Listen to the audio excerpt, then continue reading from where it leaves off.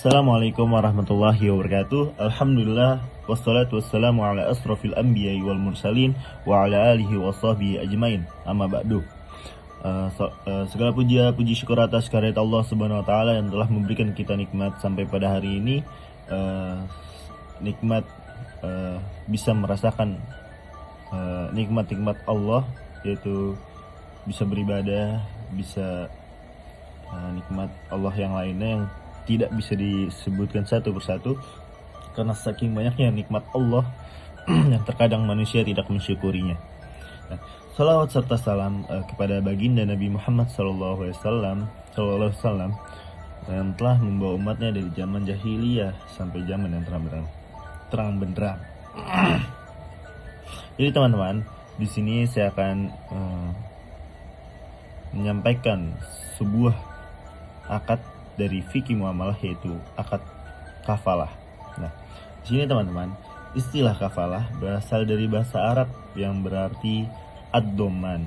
Nah, jaminan, atau yang berarti yang kata lainnya adalah bahasa Arabnya adalah hamalah atau beban, dan za'amah atau tanggungan ya. Secara terminologi muamalah, pengertian al-kafalah adalah mengumpulkan tanggung jawab penjamin dengan tanggung jawab yang dijamin dalam masalah hak atau hutang, sehingga hak atau hutang itu menjadi tanggung jawab penjamin, sedangkan dalam teknis perbankan, kafalah adalah pemberian jaminan kepada nasabah atau usahanya untuk melakukan kerjasama dengan pihak lain. Nah, di sini teman-teman ada contoh kafalah, yaitu kafalah kafalah adalah jaminan yang dilakukan untuk menjamin pengembalian barang yang disewa di akhir waktu sewa. Nah, jadi seperti ini teman-teman. Jadi jika kamu menyewa sebuah mobil rental gitu ya, maka di situ ada jaminan nih, antara jaminannya KTP atau meninggalkan sebuah kendaraan lainnya. Seperti itu. Di sini ada rujukan untuk kafalah, ada yaitu rujukan dari Al-Quran ya.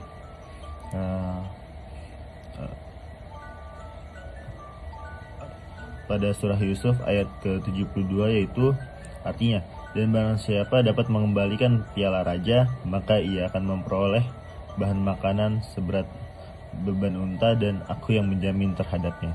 Surah Yusuf ke-72. Nah, di sini pun juga teman-teman, di sini ada sebuah hadis yang menyatakan adalah transaksi kafalah penjamin telah menjadi semenjak masa Rasulullah SAW. Salah satu hadis Nabi berkaitan dengan kafalah seperti yang diriwayatkan oleh Ibnu Majah, yaitu artinya penjamin adalah orang yang berkewajiban harus membayar dan hutang juga harus dibayar.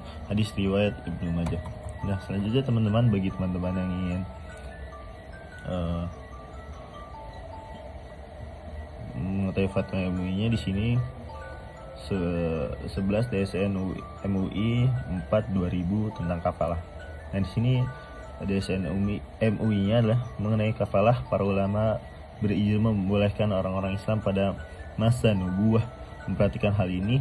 Bahkan sampai saat ini, tanpa adanya teguran dari seorang ulama pun, ketentuan-ketentuan ini tanpa adanya teguran itu seorang ulama pun, ketentuan yang menjadi dasar memperbolehkan kafalah adalah berupa kaidah fikih yang berbunyi pada dasarnya sebuah bentuk muamalah boleh dilakukan kecuali ada dalilnya yang mengharamkan dan bahaya, bisa dibilang beban berat, harus dihilangkan.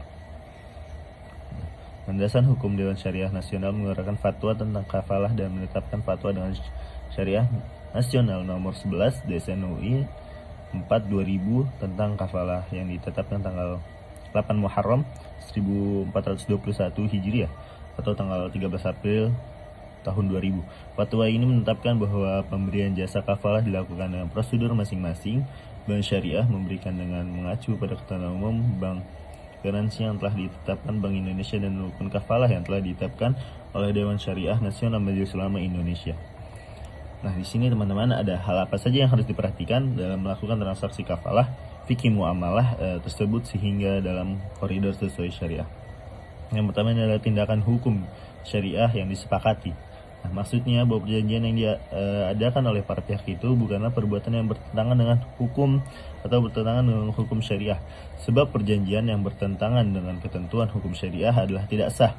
Maka dengan sendirinya tidak ada kewajiban bagi masing-masing pihak untuk menepati atau melaksanakan perjanjian tersebut.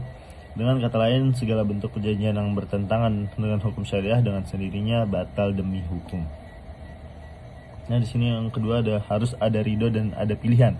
Maksudnya perjanjian yang diadakan para pihak haruslah didasarkan kepada kesepakatan kedua belah pihak, yaitu masing-masing pihak ridho atau rela akan isi perjanjian tersebut. Atau dengan kata lain, isi perjanjian tersebut adalah kehendak para pihak. Dalam hal ini tidak boleh ada paksaan dari pihak yang satu kepada pihak yang lain. Apabila perjanjian terdapat unsur pemaksaan, maka dengan sendirinya perjanjian yang diadakan tidak mempunyai ketentuan hukum. Nah, di sini yang ketiga harus jelas dan gamblang. Maksudnya apa yang diperjanjikan oleh para pihak harus terang dan harus terang tentang apa yang isi perjanjian, sehingga tidak mengakibatkan terjadinya kesalahpahaman di antara para pihak tentang apa yang mereka diperjanjikan di kemudian hari. Dengan demikian, maka pada saat perjanjian dibuat, maka masing-masing pihak harus mempunyai interpretasi yang sama tentang apa yang telah mereka perjanjikan, baik terhadap isi maupun akibat yang ditimbulkan oleh perjanjian itu. Jadi sekian dari saya tentang sebuah akad dari kafalah di dalam fikih muamalah. Assalamualaikum warahmatullahi wabarakatuh.